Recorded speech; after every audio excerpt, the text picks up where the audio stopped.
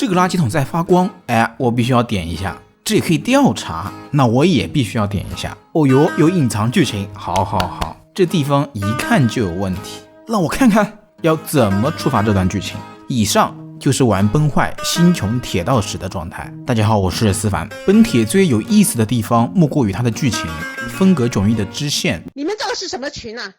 你们真是害人不浅啊！你们这个群。地图上搞怪的彩蛋，沉默、沮丧，看不得眼前这残破景象，要守护你，要守护他。无有的女王说空虚的话，生自地下也成长于地下，命令却让他回不了家，顾不上尊严，顾不上生死，只想去找他的爸爸妈妈。以及高强度网上冲浪的文案，正确的、中肯的、明智的、客观的、立体的、一针见血的。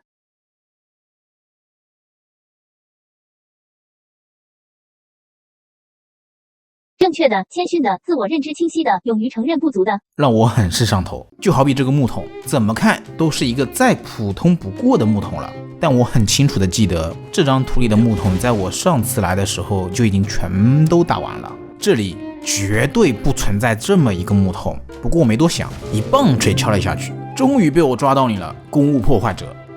好嘛，我就知道有问题。你以为这些木桶自动刷新是游戏机制？其实不是的，你每打坏一个补给容器，就会有一位打工人得多加班3个小时，把新的容器放回原处。类目，我只能说不愧是你铁道的文案组，这都能专门埋个彩蛋解释一下游戏里的刷新机制，是吧？类似的搞怪彩蛋还有像是通缉画像，主角团在贝洛伯格被通缉之后，行政区里就会四处张贴我们的画像。这个画像一共有7张，有的画风非常抽象，有一种毕加索的美；有的画风又非常的美型，有一种上世纪80、90年代日漫的美。假如我们把7张画像全部收集完成之后，去找杰帕德又或是佩拉，就能知道这2种风格分别是出自谁手了。你别说，你还真别说，杰帕德你小子是有潜力成为一代著名画家的。除了以上这种搞怪的彩蛋，偶尔我们也会遇到一些令人毛骨悚然的小故事。话说在行政区地图剧院的左边这里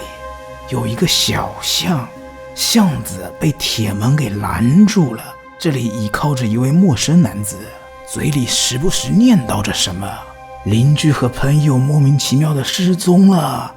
下一个就该轮到我了。这样古怪的话，我们上去和男子搭话，说着说着，这名男子就会跑掉。过段时间我们再回到这里，会发现男子又回到了铁栅栏旁边，上去搭话依旧是在念叨该轮到我了之类的词，然后跑掉，如此往复3次。等到我们把贝洛伯格的主线推完之后，再回到这里，我们会发现这名男子从原本的惊慌变成了一名微笑的男子，只是笑容有些许的僵硬，估计是已经变成他口中的怪物了吧。他会要求我们把后巷的铁门给打开，那我当然是欣然同意了，还怕你不成，对吧？但在我们询问了杰帕德之后，杰帕德却回答，剧院的边上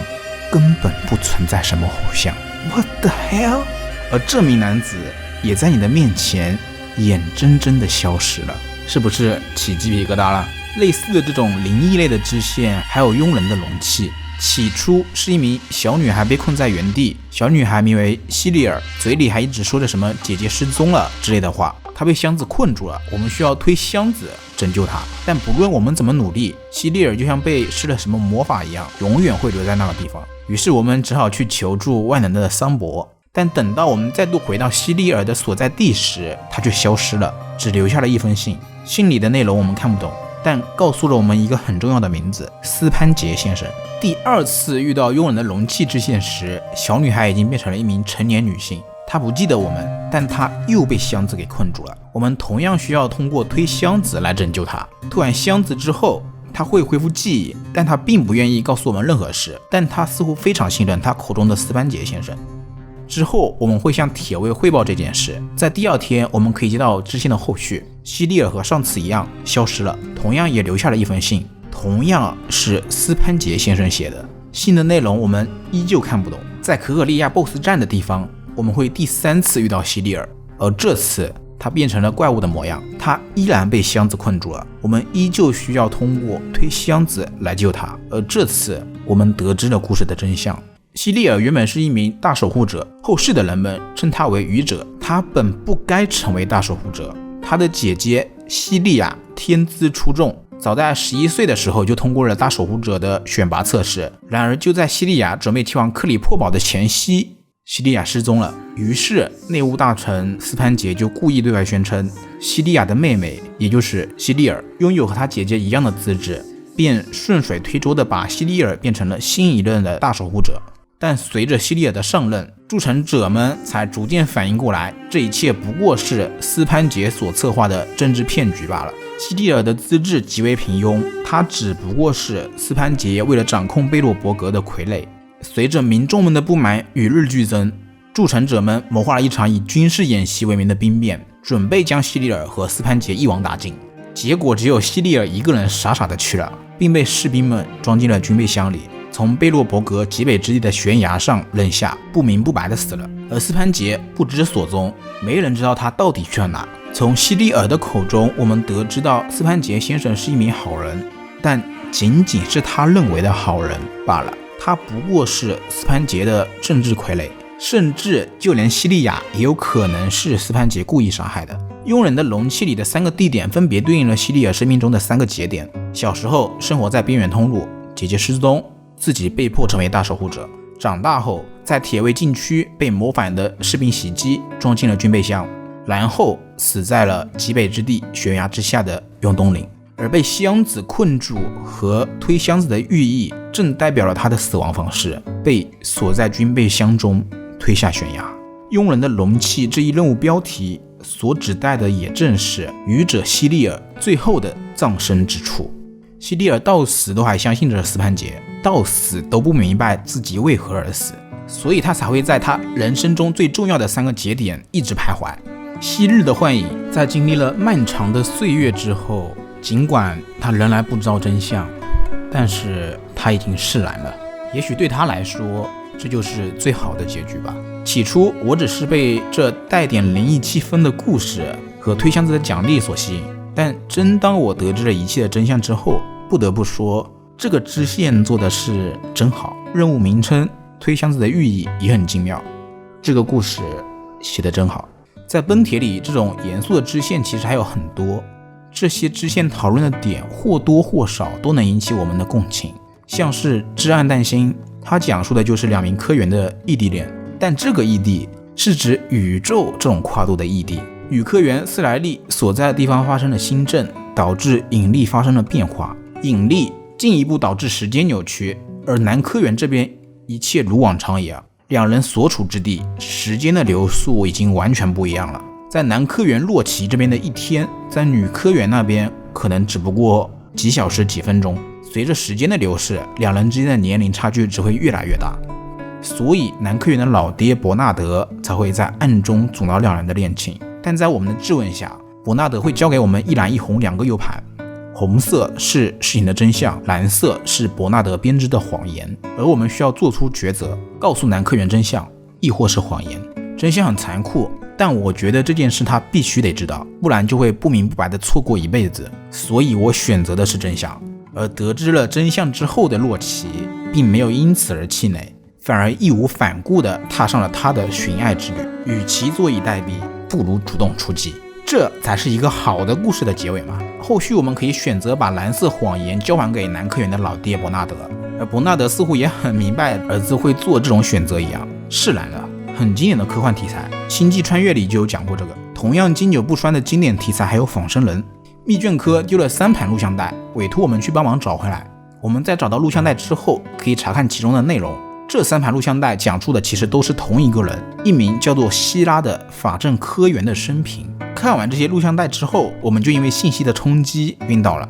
醒来之后，发现自己在黑塔飞船的医疗设施。然而就在这里，我们遇到了一名失忆的病人。据他所说，他在一夜之间忘记了很多事，但身体检查却非常健康。而他的名字就叫做希拉诺娃，正是录像带里所述之人。于是我上前告诉了希拉自己在录像带里看到的故事，但这位希拉却说自己完全不记得这些，毕竟失忆了嘛，不记得也很正常。不过他告诉我们，他记忆里有一个监视屏的场景，他隐约觉得只要找到那个场景，就一定能得到什么线索。他希望我们能帮他找到他记忆中的监视屏。而在那里，我们发现了一个惊人的事实，这一切不过是早已写好的剧本，就如同楚门的世界一样。而就在我们返回告诉希拉这件事的时候，一位名叫古恩的老头出现了。他一开始极力阻止我们继续追查希拉的事，并且咬死不承认剧本的事。但听到我说了录像带的内容之后，他终于松口了。他向我们诉说了真相，这名所谓的希拉不过是一名仿生人，真正的希拉早在很久以前就去世了。他是古恩的爱人，也是法政科的创始人之一。古恩因为思念，所以才利用违背伦理的手段制造出了仿生人希拉，并且按部就班的让仿生人希拉经历他早已写好的剧本，也就是真正的希拉所经历过的事。他想要以此来完美复刻出一名和希拉生前一模一样的仿生人希拉，但不论他如何尝试，却始终无法成功。终于在仿生人希拉第157号实验的时候，希拉意外萌发出了自我意识。古恩认为这是非常危险的信号，所以才不得已将其记忆消除，以保证仿生人希拉157号的可控性和黑塔空间站的安全性。就好比底特律变人一样，在故事的结尾会交给玩家一个选择：一、告诉希拉真相；二、恢复希拉的出厂设置，也就是消除所有的记忆；三、销毁危险的希拉。其实这个抉择的关键就在于您是否有把希拉当成一名活生生的人，有了自我意识的机器是否还是机器，而且它的外观和人类是一模一样的。这样的仿生人你下得去手吗？现实也许是残酷的，但这里是游戏，所以我选择做了最浪漫的决定，也就是告诉他真相，希望他能像普通人一样活下去。但结局似乎并不美好，希拉因为信息的冲击导致认知模块烧毁了，所以仿生人希拉157号最终还是没能逃过销毁的命运。但你以为故事到这里就结束了吗？其实并没有。在第二天我们路过黑塔模拟宇宙实验室的时候，我们会发现希拉又复活了。这次的他依旧是一名认真工作的法政科员，就如剧本所写一般。而在他的脖子上赫然写着158的数字，看来老头还是没能放下他自己的执念。类似的故事还有克拉拉的支线，同样讲述的是一位产生了自我意识的名为帕斯卡的机器人的故事。这位机器人为了修复自己守护的人类家园，四处偷盗，结果被抓了个正着。克拉拉见他语言模块受损，决定修复他后再问个明白。一番折腾，我们最终找到了铆钉镇，发现了这一切的真相。他不过是想要在这里等待铆钉镇的居民回来罢了，所以才为此不断的偷零件来修复这座被猎界生物破坏了的镇子。但因为帕斯卡和猎界生物长时间的接触，长期使用被猎界生物污染的零件修复自身，导致其核心模块受到了干扰，产生了大量的信息噪音。而这些信息噪音会随时间不断增加，直到负荷率达到100%，除非你一直对它进行维护。故事的结局同样有两个选择：一、格式化这名机器人，并替换被污染的零件，这样有97%的概率能修好它，但其产生的情感意识也同样会消失。这是克瓦罗的提案，也是最理智的选择。二、帮助帕斯卡清理多余的信息，并植入新的程序，这样能保证情感模块不消失，但代价是克拉拉需要永远不断的去修复它，因为如果不替换核心模块的话，信息噪音无法根除，即便清理过后依旧会源源不断的产生。一旦容量被这些信息噪音塞满，那么就必须再次重复清理多余信息，植入新程序这一操作，并且每次清理信息都会导致帕斯卡失忆。这也就意味着每一次修复之后，克拉拉都需要和他重新认识，引导他如何与人相处。而这件事可能在你的往后余生中会不断的重复，不断的进行，而这就是克拉拉的选择。小孩子喜欢追求美好的理想，我能理解，但这如果是现实，那么我肯定会毫不犹豫的选择格式化，不然你以后就得永远留一份心在这名机器人身上，时间久了迟早会产生疲惫感的，甚至会麻木。但还是那句话，这是游戏，所以在纠结再三过后，我还是选择了更浪漫的做法，那就是支持克拉拉的选择。在第二天我们可以得知故事的后续，并没有描述那些重复性的劳动，帕斯卡也没有故障，一切的选择都是对的，起码看上去是这样没错。其实选择的核心依旧在于你是怎么看待它的，产生了情感意识的机器人还是不是机器人。机器人们觉得它是猎界生物，克瓦罗觉得它就是普通的机器人，克拉拉觉得它是人也说不定，而我觉得它就是机器人。这不是由情感决定的，理性点说，这是由生理构造决定的。但哲学点说的话，人不过是一个代名词罢了。你可以是人，机器人又为什么不可以是人呢？